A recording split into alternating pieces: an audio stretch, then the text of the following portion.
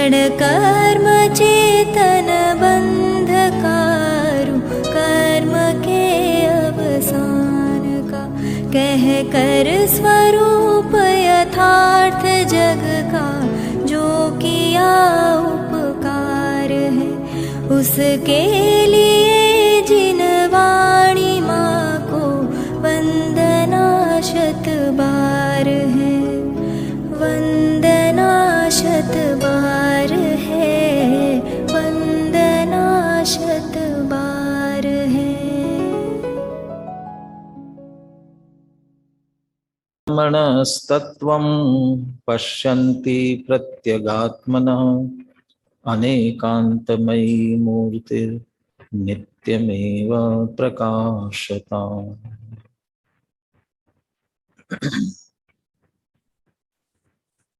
आचार्य कुंद कुंदे विरचित समय सार परमागम कर्ता कर्म अधिकार, इसके उपसंहार करते हुए आचार्य अमृतचंद्र ने जो अंतिम कलश लिखे हैं उन पर हम चर्चा कर रहे हैं। 5 कलश लिखे थे, जिनमें से 3 कलशों की चर्चा अपन ने कर ली थी, 2 कलश शेष हैं। और साथ ही अंत में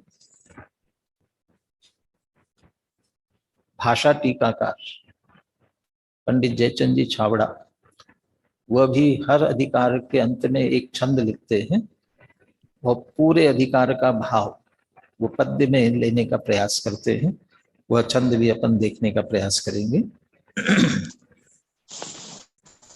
अनुशीलन से चलते हैं, जिससे बनारसदास जी के छंद की, जयचंद जी छावड़ा इत्यादि भावार्थ, इन सब का भी इसमें समावेश है, इसलिए अपन अनुशीलन से ही चलते हैं। अनुशीलन में 286 पेज पर 98 नंबर के कलश की भूमिका 2 वाक्यों में लिखी है। अब आगामी कलश में आचार्य देव आश्चर्य व्यक्त करते हुए कहते हैं कि जब वस्तु स्थिति इतनी स्पष्ट है फिर भी न जाने यह मोह क्यों नाचता है। जब पूरे अधिकार में इतने तर्क युक्तियों से सारी बातें स्पष्ट कर दी, साथ में सब पक्षातिक्रांत होने की विधि बता दी। पक्षातिक्रांत होने के लिए आत्मानुभव तक पहुंचने की विधि क्या है, प्रक्रिया पूरी, वह भी बता दी। ये सब तर्क युक्ति से कहने के बाद भी फिर भी अभी कर्तृत्व का व्यामोह हमारा छूटता नहीं है, तो कहते निश्चित ही ये आश्चर्य की बात है। कलश बुलवाता हूं 98 नंबर का। कर्ता कर्मणि नास्ति नास्ति नियतम, कर्मापि तत्कर्तरि। कर्ता कर्मणि नास्ति नास्ति नियतं, कर्मापि तत्कर्तरि। द्वन्द्वं विप्रतिषिध्यते यदि तदा का कर्तृकर्म स्थिति। द्वन्द्वं विप्रतिषिध्यते यदि तदा का कर्तृकर्म स्थिति। ज्ञाता ज्ञातरि कर्म कर्मणि सदा व्यक्तेति वस्तु स्थितिर्। ज्ञाता ज्ञातरि कर्म कर्मणि सदा व्यक्तेति वस्तु स्थितिर्। नेपथ्ये बत नानटीतिरभसा मोहस्तथा तेष किम्। नेपथ्ये बत नानटीतिरभसा मोहस्तथा तेष किम्। तथा पेश होना चाहिए, त बोलने में मेरे में भी आया। तथा पेश प है ना, छपा त है लेकिन प होना चाहिए। तथापि एषः, तथा पेशः। पहला वाक्य एक दृष्टि से देखा जाए तो अर्थ दूसरा निकलेगा और अभी यहाँ प्रकरण के अनुसार अलग निकलेगा। कर्ता कर्मणि नास्ति, नास्ति नियतम कर्मापि तत्कर्तरि। कर्मणि कर्ता नास्ति, कर्म में कर्ता नहीं है। और कर्तरि कर्मपि नियतम नास्ति, और कर्ता में कर्म नहीं, यानी कर्म में कर्ता नहीं और कर्ता में कर्म नहीं है। क्या ये बात सही है? कर्ता में कर्म नहीं और कर्म में कर्ता नहीं है, ये बात सही है क्या? नहीं है। क्यों? हाँ जी, जब कर्ता कर्म के लिए ये तर्क पुनः पुनः देते आ रहे हैं, कर्ता कर्म भाव कहाँ होता है? जहाँ व्याप्य व्यापक होता है, और साथ में यह परिणमति सकर्ता, जो स्वयं उस कार्य रूप से परिणमता है, तो द्रव्य ही स्वयं परिणम रहा है। साथ में भी बीच बीच में तर्क दिया कि यदि एक द्रव्य को दूसरे द्रव्य का कर्ता मानेंगे, माने जिसका कर्ता बनना है उससे तन्मय होने का प्रसंग आता है। इसका अर्थ अपने परिणाम जिनका वह करता है उससे तन्मय है। तो जब तन्मय है तो कर्ता में कर्म, कर्म में कर्ता, तो ये होना ही चाहिए ना। परस्पर तन्मयपना है तो ऐसा होना चाहिए। तो यह निषेध क्यों कर रहे हैं? तो सीधा तात्पर्य है, ये निषेध जो विकल्प वाला और खास करके जैसे जड़ कर्मों का कर्ता जीव अपने को मानता है, उनके संदर्भ में बात कर रहे हैं।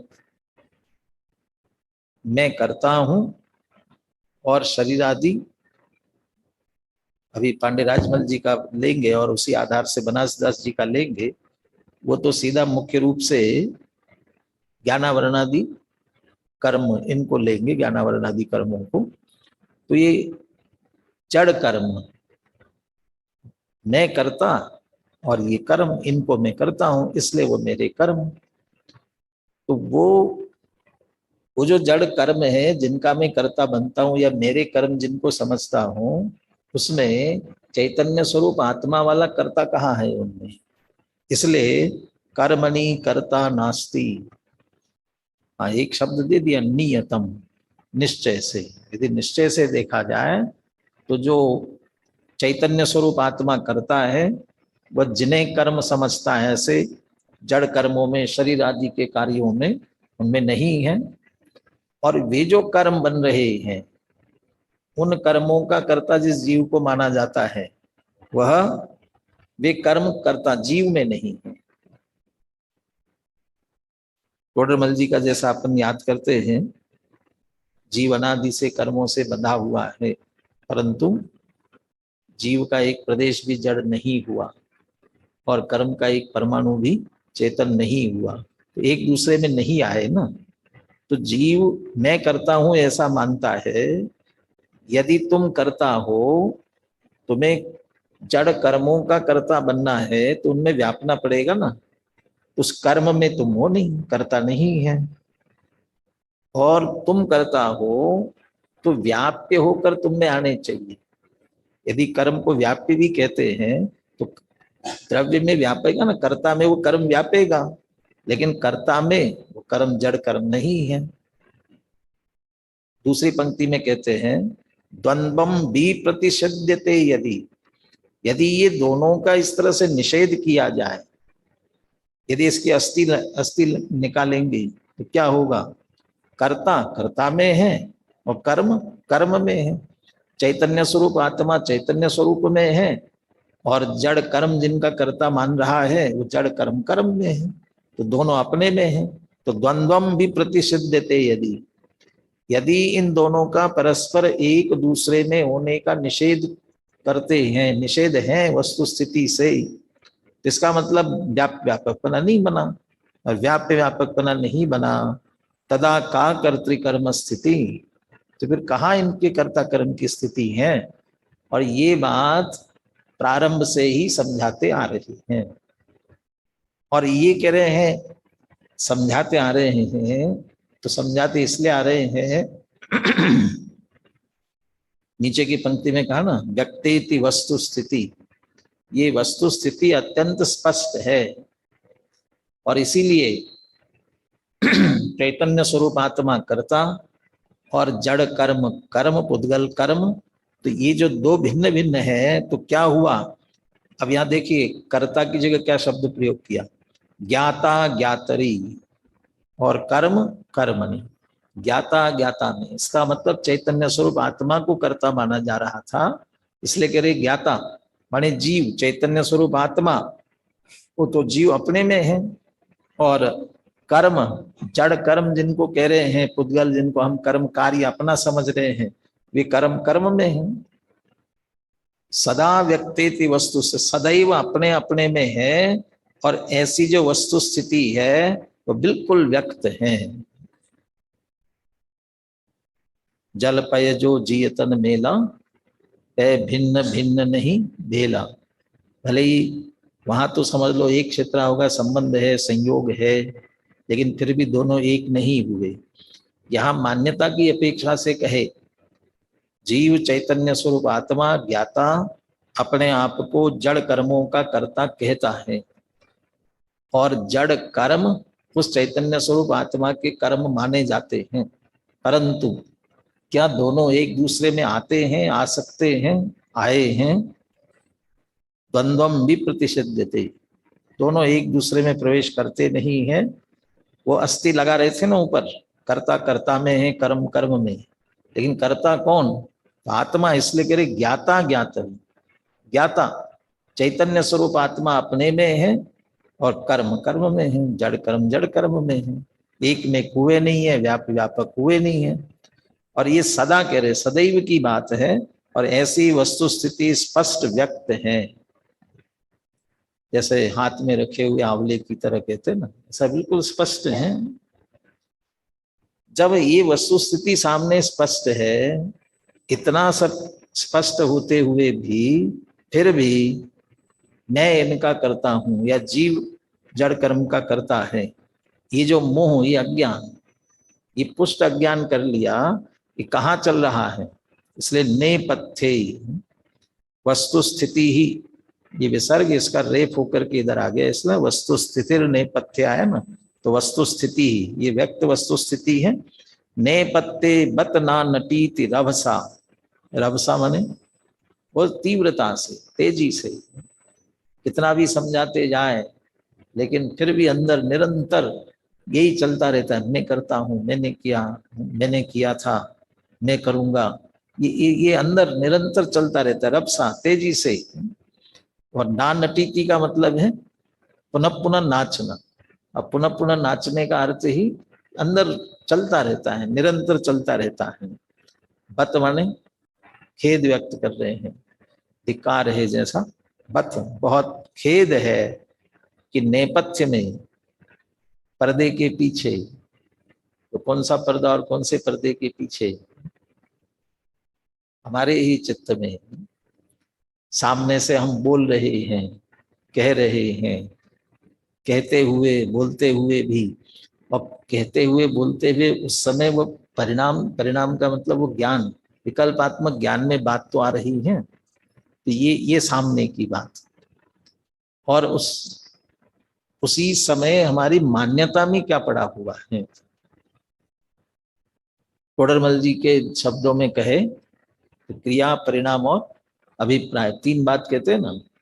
तो क्रिया में हम समझ लो समझा रहे हैं, आपको बता रहे हैं, तो बोलने में आ रहा है, बोलने की क्रिया, क्योंकि मानने में से तो क्रिया तो क्या होगी उसकी, तो बोलकर हम बता रहे हैं। कोई पूछेगा क्या जीव जड़ कर्मों का कर्ता होता है? बिल्कुल नहीं होता, कह रहे हैं। और विकल्पात्मक ज्ञान की अपेक्षा हम परिणाम पकड़े, तो परिणाम में भी ये बात आ रही है कि भाई हाँ, जिनवानी में लिखा हुआ है, ये बात समझ में आती है, तर्क युक्तियां सब समझ में आ रही हैं। लेकिन परिणामों की परंपरा का विचार करने पर अभिप्राय में जो वासना बसी हुई है, कौन सी वासना? मैं करता हूं, मैं करता हूं, वो कर्तृत्व का अहंकार जो बैठा हुआ है वो नाचता रहता है, पुनः पुनः नाचता है। क्यों नाचता है? जैसे कोई रोग शरीर में होवे ना, और वो शरीर में चलने वाला रोग वो तकलीफ देता रहता है। हम दवाई लेवे और फिर भी ठीक ना हो, तो कब तक ठीक नहीं होगा? ये समझ लो कि जब तक वह दवाई वहां तक पहुंची नहीं है, तो जहां रोग है वहां तक न पहुंचे तब तक वह ठीक होने वाली नहीं है। मान्यता विपरीत पड़ी है, विपरीतता पड़ी है मान्यता में, अभिप्राय में, और हम अकेले क्रिया में या परिणामों में विकल्पात्मक ज्ञान में लेकर के उसे छोड़ देते हैं। वो उतनी गहरी अनादि से पड़ी है, अनादि से, तो अनादि से है तो कितनी गहराई में चली गई? तो जितनी गहराई में चली गई है उतनी गहराई में वो चिंतन बारंबार का विचार, विचार करते करते अभिप्राय बदले तब काम आएगा। यहाँ ये कह रहे कि ये सारी वस्तु स्थिति स्पष्ट है, समझ में आई कि हाँ आ गई समझ में? तो समझ में आ गई तो फिर भी मोहा मोहा ना नटी थी, पुनः पुनः मोह अंदर में क्यों नाचता है? तथापि एषः किम, तथापि एषः मोह, फिर भी यह मोह, मैं करता हूं ऐसा जो मोह है, किम ना नटी थी, क्यों नाचता है? कैसा नाच रहा है? कि रभसा, तीव्रता से। पीछे भी शब्द प्रयोग किया धावती, आ संसारत ये धावती परम पूर्वे हम नित्य उच्चकै, बिल्कुल अपने तेजी से यहाँ बैठे बैठे भी चलता रहता है ना। अब की बार घर जाऊंगा तो ये करूंगा वो करूंगा, घर में ये करना है वो करना है, यहाँ बैठे बैठे भी चल ही रहा है ना, अभी पहुंचा नहीं है वहां पर, उसके पहले से ही चल ही रहे ना इसके। और जब वापस आएगा तब ये चलेगा, क्या क्या किया मैंने इस बार, ये किया था, मैंने किया था, वो तो नहीं करने दे रहा था लेकिन मैंने करके दिखा दिया, सब कहते थे ऐसा हो ही नहीं सकता है, कर। ये जो निरंतर चल रहा है, ये ना नटी थी, ये नृत्य पुनः पुनः चलता है, किया था, कर रहा हूं, करूंगा, ये जो निरंतर चलता है, ना नटी थी। ये कहते खेद है, और सीधा ही कहना चाहते हैं कि हमने जो कहा है वो अकेले कहने के लिए नहीं, समझने के लिए नहीं, बल्कि जानकर, पहचान कर, मान करके उसके अनुसार अभिप्राय बदलने के लिए है। श्लोकार्थ पढ़ता हूं इसका। निश्चय न से न तो कर्ता कर्म में है और न कर्म कर्ता में ही है। कदाचित व्यवहार से कह सकते हैं, व्यवहार से एक दूसरे में है कह सकते हैं, और उस अपेक्षा से कर्ता कर्म कह भी दिया। अभी छात्र प्रवचन में अतो अन्यस्तु उपचारा की बात चली रही थी, तो उपचार से कथन किया जाता है, परंतु ये निश्चय की बात नहीं है। यदि इस प्रकार परस्पर दोनों का निषेध किया जाए तो फिर कर्ता कर्म की क्या स्थिति होगी? क्या स्थिति होगी माने कहां से कर्ता कर्मपना परस्पर में बनेगा? अर्थात जीव और पुद्गल के कर्ता कर्मपना कदापि नहीं हो सकेगा। इस प्रकार ज्ञाता सदा ज्ञाता में ही है और कर्म सदा कर्म में ही है। यद्यपि वस्तु की ऐसी स्थिति, वस्तु की ऐसी स्थिति, इसका मतलब वस्तु का ऐसा स्वरूप, वस्तु की ऐसी मर्यादा एकदम प्रकट है, तथापि अरे यह मोह नेपथ्य में अत्यंत वेग पूर्वक क्यों नाच रहा है? यह आश्चर्य और खेद की बात है। कभी कभी ऐसा होता है ना कि आग लगी हो, और आग लगी है तो हम पानी डाल डाल करके बुझाने की कोशिश करते हैं, बुझाते जा रहे हैं, और फिर थोड़ी देर बाद में एकदम से आग भड़कती है। हमने तो पूरा बुझा दिया था, कैसे भड़की, कहाँ से भड़की? तुमने ऊपर ऊपर से बुझा दिया, लेकिन अंदर अभी आग पड़ी हुई थी, तो आग बुझी नहीं थी, तो आग फिर भड़कती है। ऐसे ही ये हमने ऊपर ऊपर से जान लिया, समझ लिया, लेकिन अभिप्राय में नहीं पलटा है, तब तक यह बराबर पुनः पुनः पुनः पुनः ना नटी थी, अंदर ही नाचता है, मैंने पुनः पुनः होता है, इसके लिए नाचता शब्द का प्रयोग करते हैं। सुनील जी उपस्थित है, अपन कलश और पद्यानुवाद सुनते हैं उनसे। कर्ता कर्मणि नास्ति नास्ति नियतम् कर्मापि तत्कर्तरि द्वन्द्वं विप्रतिषिध्यते यदि तदा का कर्तृकर्म स्थितिः ज्ञाता ज्ञातरि कर्म कर्मणि सदा व्यक्तेति वस्तु स्थितिर्नेपथ्ये बत नानटीतिरभसा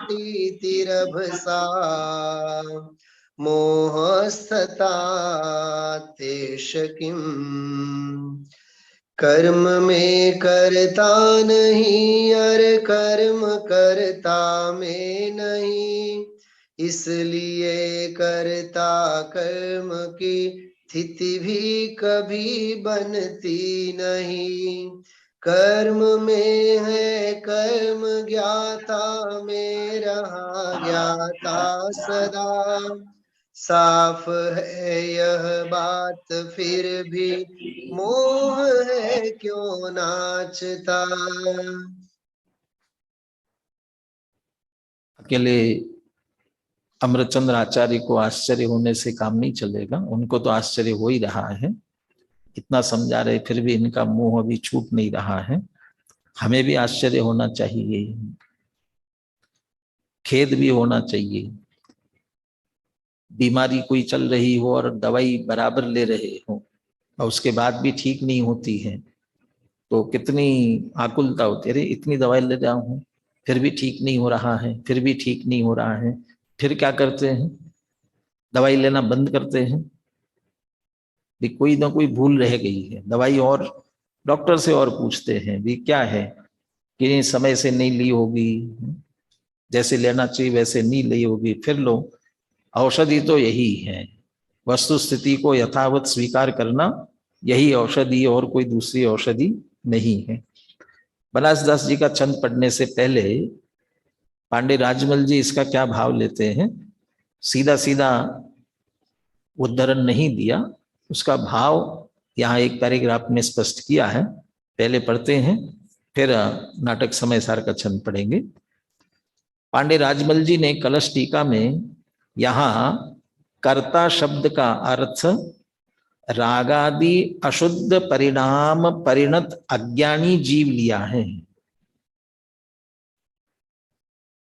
बनासदास जी का छंद भी आएगा, उसमें भी ख्याल में आएगा।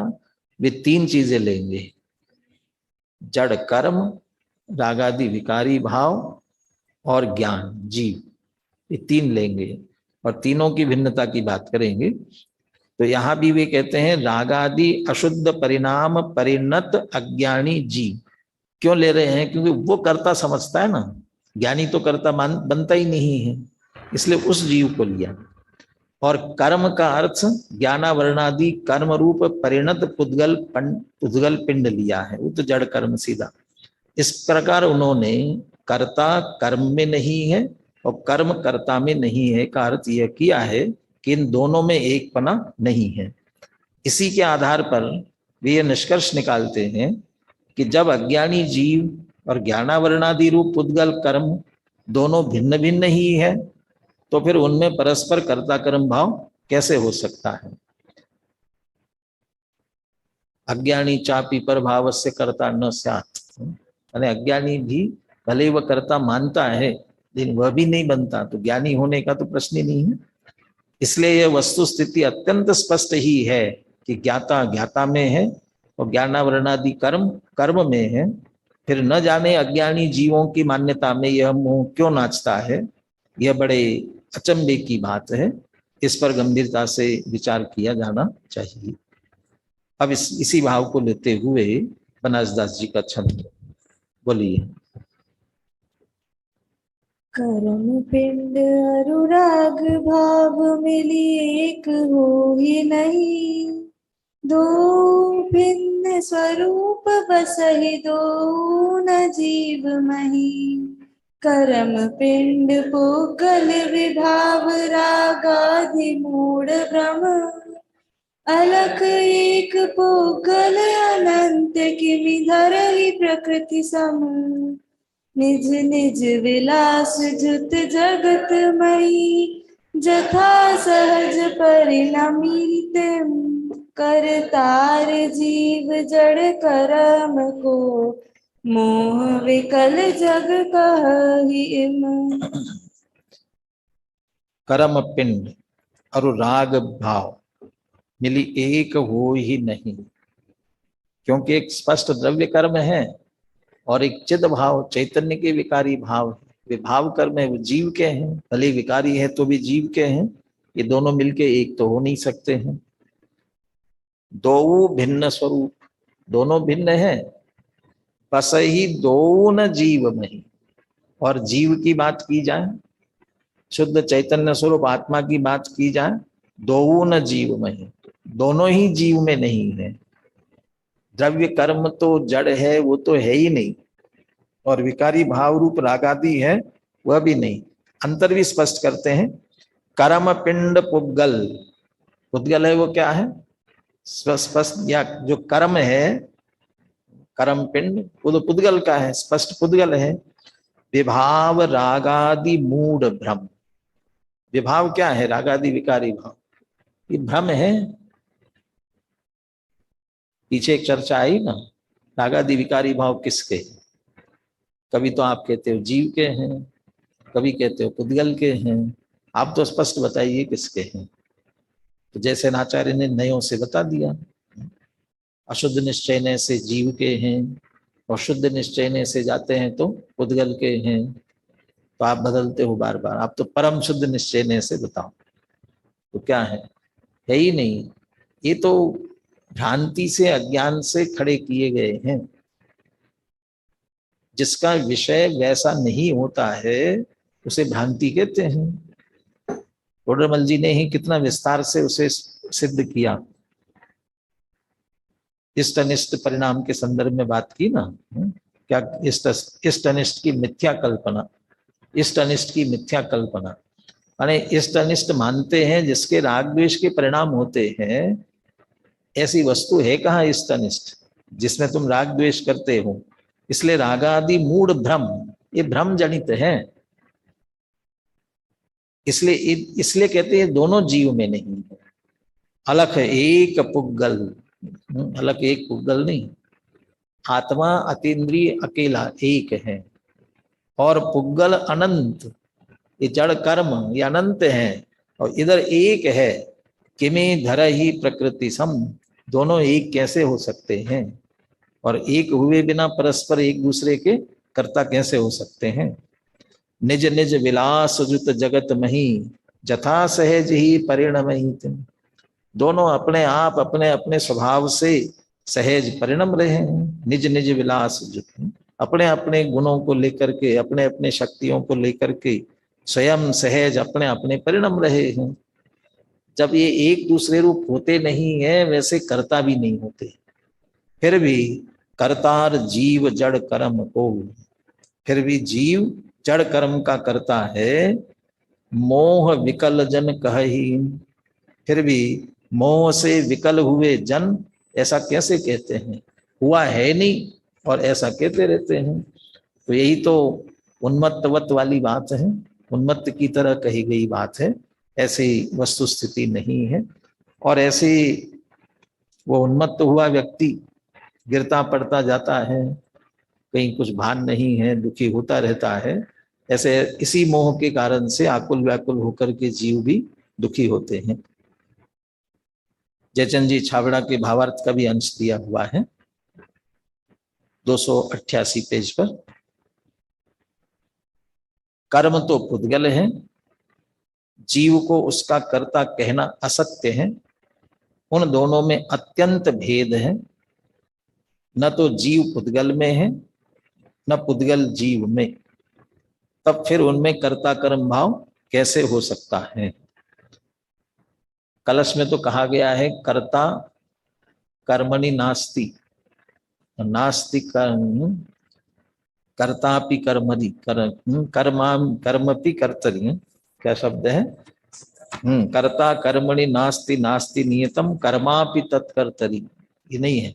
लेकिन जयचंद जी छाबड़ा कह रहे हैं जीव पुद्गल में नहीं है और पुद्गल जीव में नहीं है।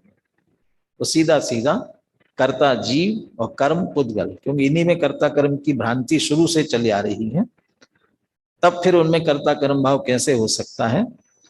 इसलिए जीव तो ज्ञाता है, सो ज्ञाता ही है, माने कर्ता नहीं बनता, वह पुद्गल कर्मों का कर्ता नहीं है। और पुद्गल कर्म है, ये पुद्गल ही है, ज्ञाता का कर्म नहीं।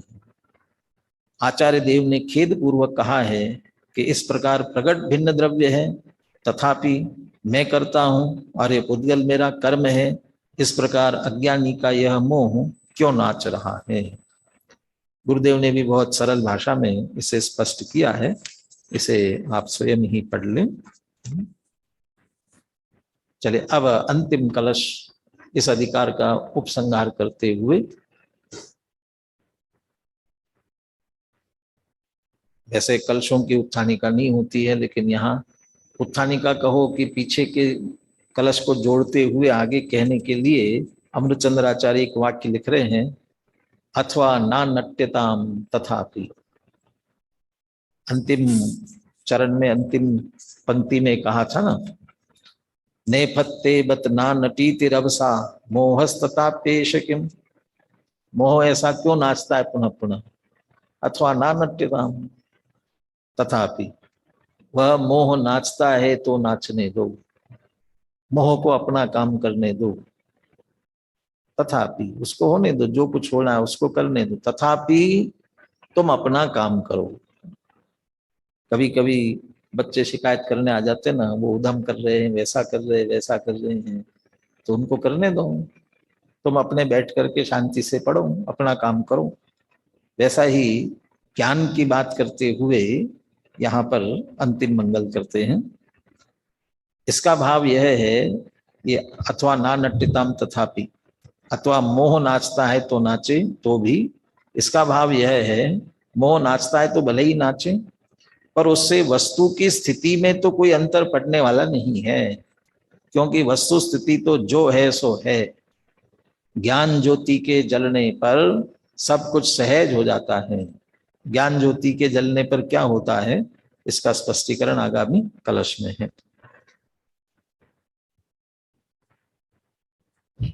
कर्ता कर्ता भवत न यथा कर्म कर्मापि नैव।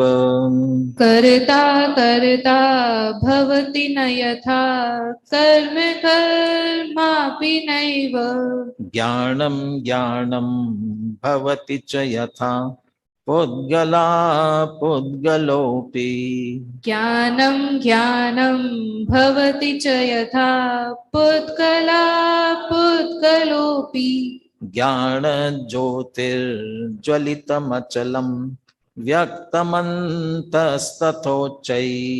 ज्ञान ज्योतिर्ज्वलितमचलं व्यक्तमन्तस्तथोच्चै। चिच्छक्तीनां निकरभरतोऽत्यन्तगम्भीरमेतत्। चिच्छक्तीनां निकरभरतोऽत्यन्तगम्भीरमेतत्। अर्थ करते समय नीचे की दो पंक्तियों का अर्थ पहले किया, क्योंकि प्रकाश होने पर अंधकार चला जाता है, ऐसा ही ज्ञान होने पर अज्ञान चला जाता है। तो पहले ज्ञान हुआ और उसके बाद वो अज्ञान कैसे चला गया। क्या ज्ञान हुआ, ज्ञान ज्योतिर्ज्वलितम, ज्ञान ज्योति प्रज्वलित हुई, सम्यक ज्ञान रूपी ज्योति, भेद विज्ञान रूपी ज्योति प्रज्वलित हुई।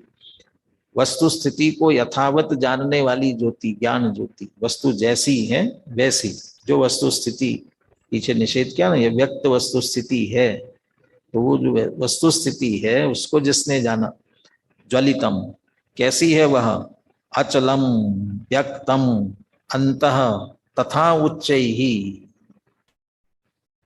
अंतरंग में ज्वलित हुई और अचल है, स्वरूप की अपेक्षा से अचल है, द्रव्य स्वभाव की अपेक्षा से अचल है। जब प्रकट हुई तब अंदर में व्यक्तता से प्रकट हुई, और तथा उच्चैहि ज्वलितम, इस तरह से उग्रता से, माने स्पष्टता से, उच्चता से ज्वलित हुई। ऐसा ना, जैसे सूर्य उदित हुआ तो सारा जगत बराबर प्रकाशित होने लग गया, और एक छोटी सी कोई चिंगारी होती तो उसमें स्पष्ट दिखता नहीं, लेकिन ये ज्योति इतनी स्पष्ट ज्वलित हुई उच्च ही, जिसके कारण से यथावत वस्तु स्थिति ख्याल में आई। क्या भिन्नता हुई वो 2 पंक्तियों में ऊपर बताएंगे। वो जो ज्ञान ज्योति प्रकट हुई है वो अकेली ज्ञान ही प्रकट नहीं हुआ, चित शक्ति नाम निकर भरतः, जिसमें चैतन्य की शक्ति से अत्यंत भरा हुआ, निकर भरतः अरे बिल्कुल आकंठ ऊपर तक भरा हुआ, चैतन्य की शक्तियों से अत्यंत भरपूर, जिसमें चैतन्य की शक्तियां भरी हुई है, अत्यंत गंभीर, और वो चैतन्य की शक्ति से भरपूर होने के कारण से ही अत्यंत गंभीर हुआ। लोक में भी कहते हैं ना, जो थोता चना बाजे खना, या फिर ये कहते हैं कि अध जल गगरी छलकत जाए, और यदि पूरी भरी हुई हो तो नहीं छलकती है, बराबर रहती है। ऐसा अधूरा ज्ञान हो तो फिर ज्यादा उछलता है। और यहाँ कहते चैतन्य शक्तियों से भरपूर है, इसलिए वह अत्यंत गंभीर, अत्यंत गंभीरम एतत् ज्ञान ज्योति, ऐसी ज्ञान ज्योति इस तरह से, तथा उच्चै ज्वलितम, इस तरह से उज्ज्वलित हुई। क्या हुआ उसके कारण से, कर्ता कर्ता न भवती, अभी तक जो मैं करता मैं करता मैं करता कर रहा था ना, अब करता करता नहीं रहा। न यथा कर्म कर्मापि, और जो कर्म बन रहा था अब वह कर्म नहीं रहा। तो क्या फिर जगत में कोई कर्ता कर्म नहीं रहा, कार्य नहीं होंगे, कर्ता नहीं बनेंगे।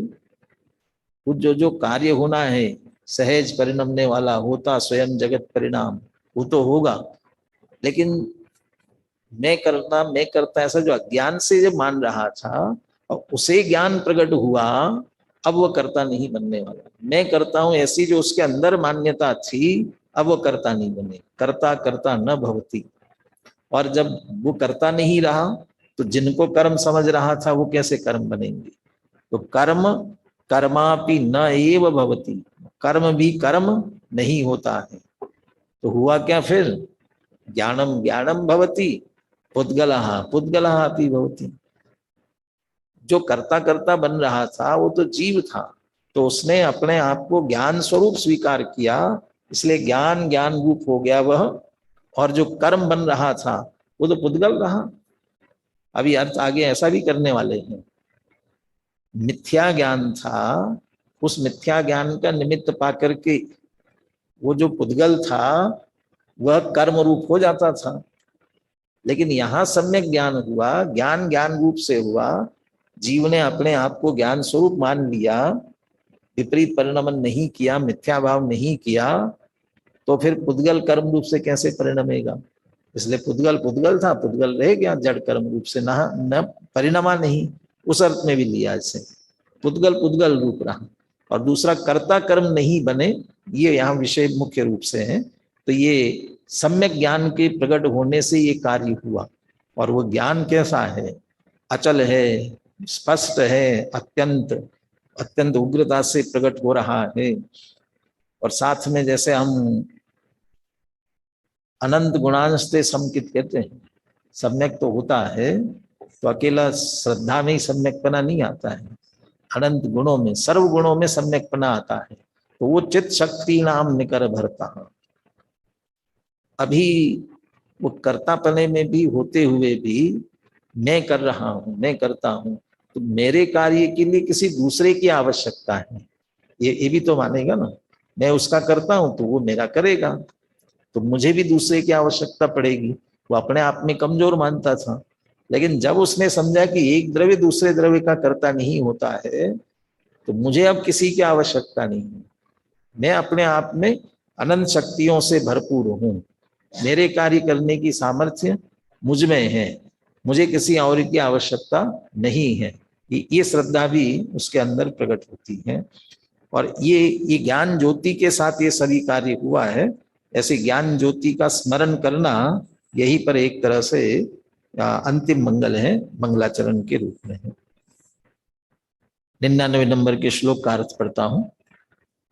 अचल व्यक्त और चित्त शक्तियों के समूह के भार से अत्यंत गंभीर यह ज्ञान ज्योति अंतरंग में उग्रता से इस प्रकार ज्वाजल्यमान हुई तथा उच्चई ज्वलितम, उस प्रकार से अंतरंग में ज्वलितम ज्वाजल्यमान हुई कि जो आत्मा अज्ञान अवस्था में कर्ता होता था अब वह कर्ता नहीं होता, और अज्ञान के निमित्त से जो कार्मान वर्गणारूप पुद्गल कर्मरूप होता था अब वह कर्मरूप नहीं होता। इस प्रकार ज्ञान ज्ञान रूप ही रहता है तथा पुद्गल द्रव्य ही रहता है। अचल व्यक्त और चैतन्य शक्तियों के भार से अत्यंत गंभीर अनंत गुणात्मक चिन्मात्र ज्योति ज्वाज्वल्यमान हुई, ऐसा कहकर यहाँ चिन्मात्र ज्योति में द्रव्य गुण पर्याय तीनों को शामिल कर लिया गया है। कैसे हो गए तीनों शामिल? चित्त शक्ति नाम निकर भरता, ये जो है चैतन्य शक्तियों से भरपूर, तो द्रव्य हुआ, और ज्ञान ज्योति तो ज्ञान स्वभाव को भी याद किया, या चैतन्य शब्द को याद किया तो गुणों को लिया, और ज्वलितम जाजल्यमान हुई, इसलिए वो पर्याय में प्रकट हुई, द्रव्य गुण पर्याय तीनों का स्मरण किया। कलश और पद्यानुवाद सुनील जी से सुनते हैं। कर्ता कर्ता भवति न यथा कर्म कर्मापि नैव ज्ञानं ज्ञानं भवति च यथा पुद्गलः ज्ञान ज्योतिर्ज्वलितमचलं व्यक्तमन्तस्तथोच्चै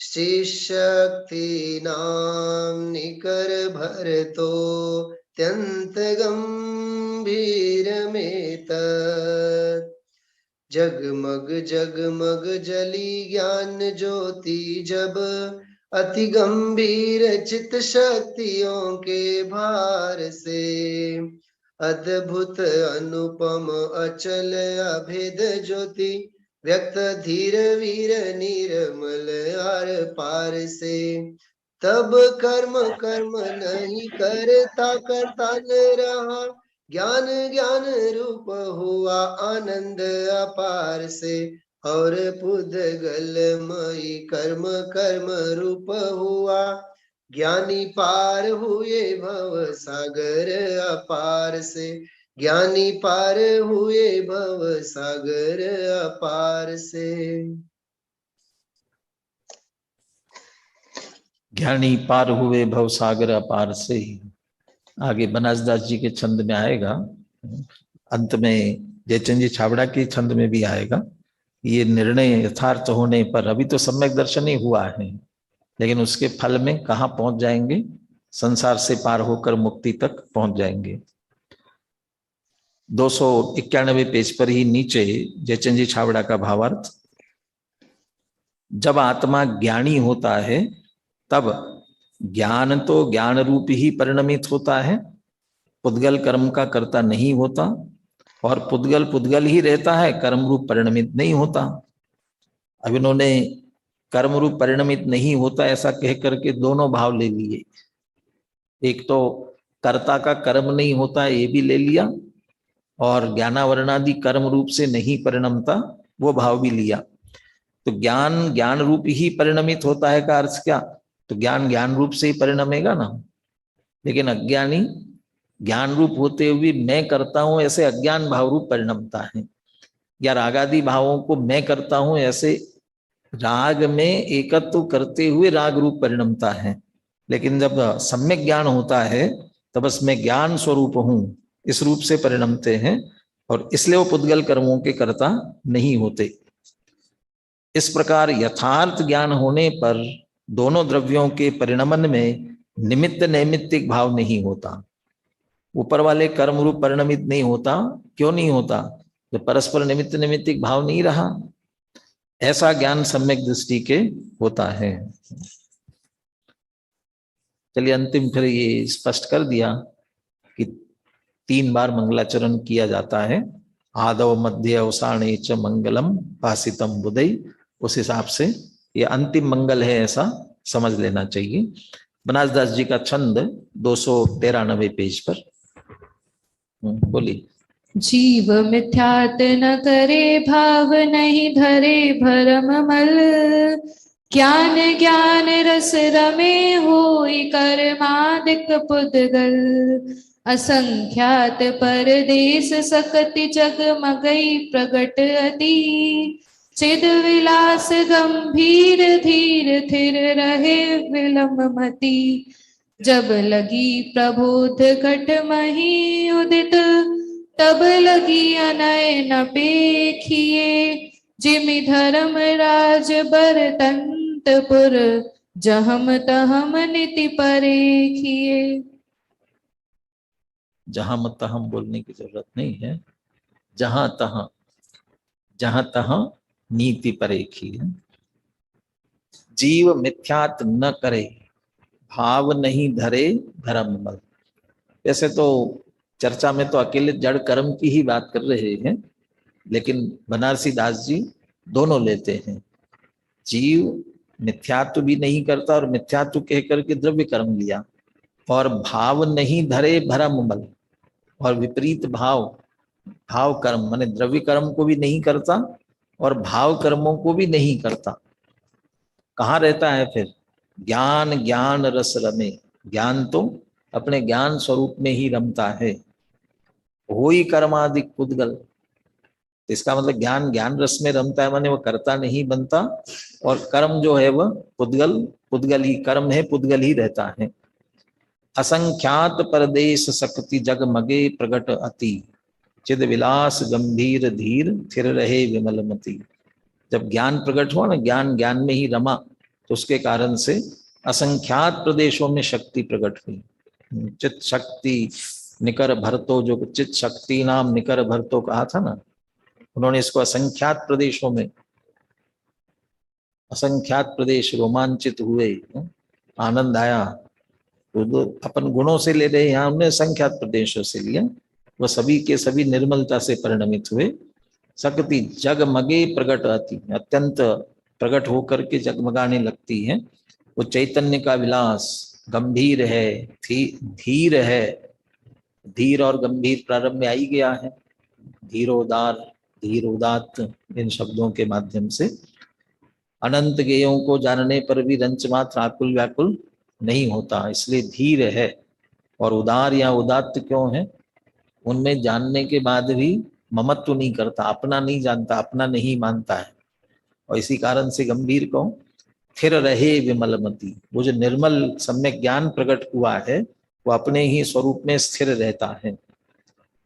जब लगी प्रबोध घट मही उदित, ऐसा प्रबोध सम्यक ज्ञान अंतरंग में उदित है, जब तक उदित है तब लग अनय न पेखिए, तब तक कोई अन्याय नहीं हो सकता, विपरीतता नहीं आ सकती है। नीचे अन्याय का अर्थ किया मिथ्यात्व, तो जब तक वो सम्यक ज्ञान है तब तक मिथ्यात्व कैसे आएगा?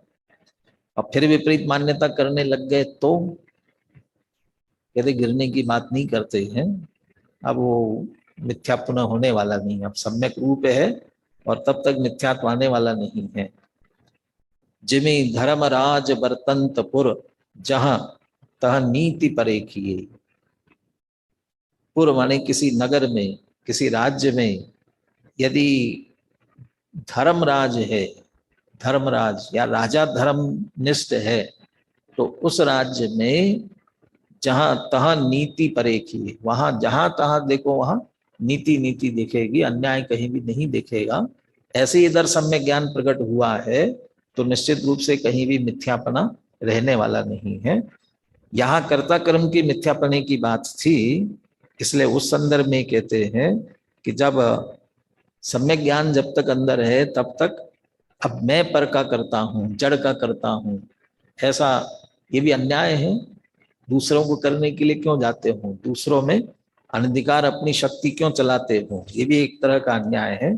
तो ऐसा अन्याय नहीं होगा, माने पर का कर्ता बिल्कुल भी निश्चित रूप से नहीं बनेगा।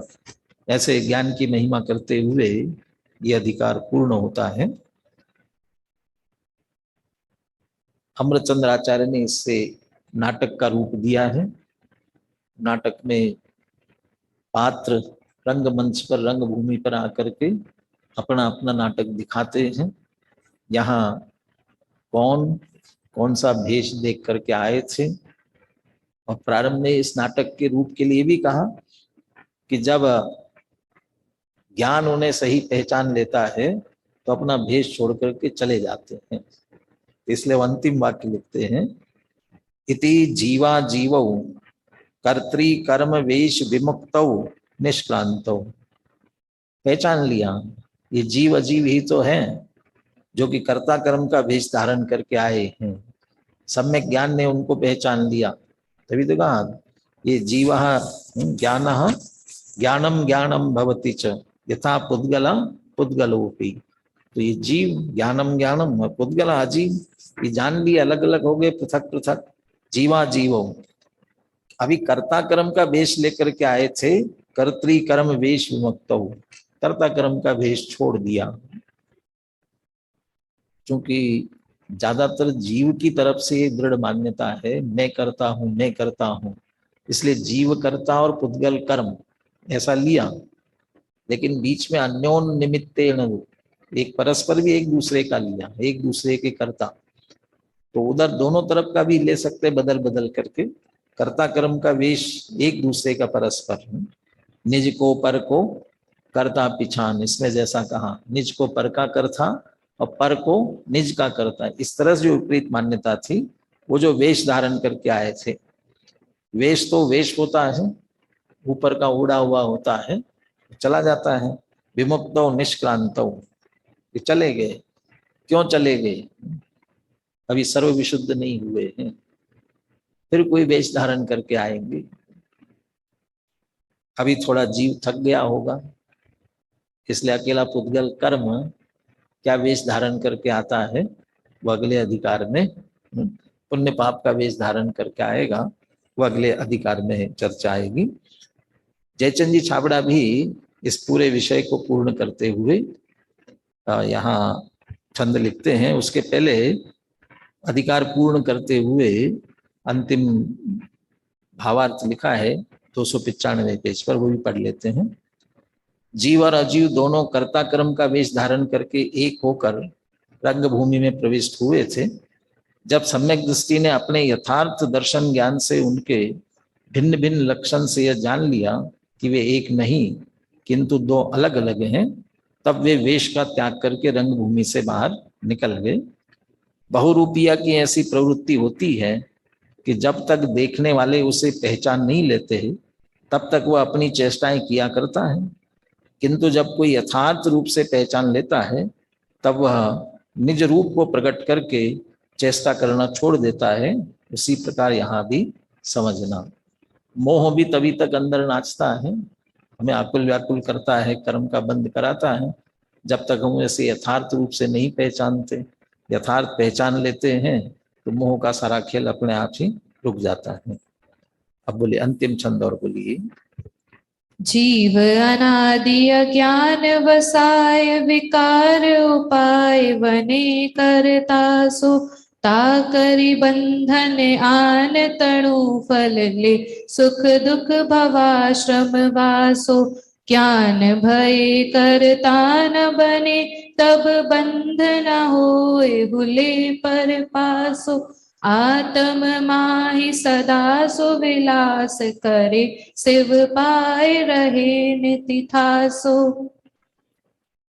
सबसे पहले छंद में कहा था एक कर्ता चिदह मिह में कर्म कोपादयो में इत्यज्ञानाम शमेदवित कर्तृकर्म प्रवृत्तिम। और अज्ञानियों की उसके साथ में अनादि या अनादि काल से अज्ञानियों की ऐसी प्रवृत्ति चली आ रही है। तो जीव अनादि से ही अज्ञान वशाय, अज्ञान के कारण से विकार उपाय बने करता सो, विकार के उपाय करता है या विकार उत्पन्न करता रहता है, विकार उत्पन्न होते रहते हैं। तो राग द्वेष की उत्पत्ति विकार, और वो कहा ना राग द्वेष का विधान और विस्तार, तो उसमें वो अज्ञान देह में एकत्व बुद्धि की, और देह में एकत्व बुद्धि हुई तो उसके आधार से राग द्वेष की उत्पत्ति प्रारंभ हुई। ऐसे मैं करता हूं ऐसा मान लिया तो राग द्वेष प्रारंभ हो गए, और राग द्वेष हुए, विकार उपाय, विकार उत्पन्न किए, बने करता सो, और फिर उनका यह कर्ता बना है, बनावटी है नहीं वास्तव में। ता करी बंधन आन तणु फल ले, उसके कारण से कर्मों का बंध हुआ, और कर्मों का बंध हुआ तो उसका फल भी मिला। फिर आकर के उदय में आकर के उनका फल मिला, और उनका फल पाकर के सुख दुख उठाता रहा, भवाश्रम वासो, ऐसा करते हुए संसार रूपी आश्रम में यह निवास कर रहा है। और ये चक्र चलता जा रहा है, टूटेगा कि नहीं टूटेगा, अनादि का है, लेकिन अज्ञान के कारण था। ज्ञान भय कर्ता न बने, और जब सम्यक ज्ञान हुआ, अपनी वस्तु स्थिति का और अपने स्वरूप का भान हुआ, तब कर्ता न बने। तब क्या बनेगा, मैं तो जानने वाला हूँ, ज्ञाता हूँ, तो सहज ज्ञाता दृष्टा बना रहता है, तब कर्ता नहीं होता, तब बंध न हो, तब कर्म का बंध भी नहीं होगा। खुले पर पास हो, ये पर का पाश, पर का कर्म बंधन का जो पाश जीव को हो रहा था, खुलता है, तो बंधा ही नहीं तो खुलेगा कहाँ से। ये नया नहीं बन रहा है, बने तब बंधन होय, नया नहीं बनता, और खुले पर पास हो, लेकिन पहले बंधा हुआ वो भी खुलना पड़ेगा ना। तो इसको हम ऐसा भी कह सकते हैं, बंद न होय ये संवर, और खुले पर पासो ये निर्जरा, और फिर आत्म माँ ही सदा सुविलास करे, ऐसी शुद्धि की वृद्धि आत्मा में ही लीन करते हुए शिव पाए रहे नित्य थासो, ये मुक्ति हो गई। तो संवर निर्जरा पूर्वक मोक्ष हो जाता है। आश्रव बंध भी कहना हो, ताकरी बंधन आन तनु फल, आश्रव बंध की बात थी। और जीव अनादि अज्ञान वसाए उपाय करे, तो जीव था, कर्मों का बंध हो रहा था, अजीव था। 7 तत्वों की चर्चा भी इसमें ली गई है। बस सीधी बात है, अज्ञान के कारण से जीव कर्ता कर्म की भूल अनादि से करता आ रहा है, और उसके कारण एक कर्म बंधन होना तो बाय प्रोडक्ट जैसा है, बात की बात है। लेकिन तत्काल की जो आकुलता व्याकुलता है कर्तृत्व के भार के कारण से, एक तो वो भार, और अंदर अपना चैतन्य स्वरूप होते हुए भी उसका लक्ष्य न कर पाना, कदाचित स्वाध्याय करते हुए, समझते हुए, उसका चिंतन मनन करते हुए भी वहां तक नहीं पहुंच पाना। क्यों? वो अभी भी कर्तृत्व का अहंकार है। नहीं, मुझे जानना है, ये विकल्प भी है ना, वो भी एक तरह से कर्तृत्व का अहंकार है। तो जहां तक भी ये कर्तापने का भार रहेगा, तब तक आकुलता व्याकुलता या स्वरूप का अवलंबन निश्चित रूप से नहीं होने वाला है। इसलिए ये सारा कर्ता कर्म संबंधी भार छोड़ करके हम तो उतरे पार, जिनके माथे भार वे डूबे मझधार, हम तो उतरे पार झोंक भार को भार में। सहज हो रहा है ना, इसलिए तर्क से, युक्ति से, सबसे विचार करते हुए कर्तृत्व का भार निकाल करके सहज अकर्ता बनते हुए अपने ज्ञाता स्वभाव की ओर आवे। इसी मंगल भावना के साथ आज की चर्चा यहाँ पूर्ण करते हैं।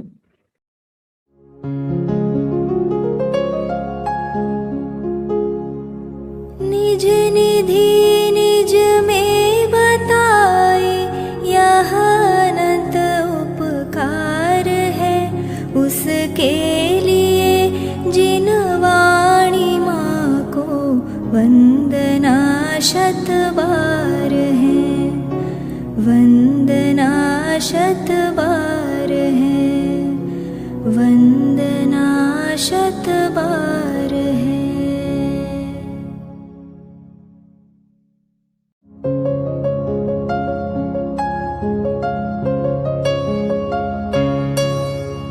हे जिन वाणी भारती तो ही जपो दिन रैन, जो तेरी शरणा गहे सो पावे सुख चैन। जा वाणी के ज्ञान ते सूझे लोकालोक, सो मस्तक नवो सदा देत हो ढोक, सदा देत हो ढोक।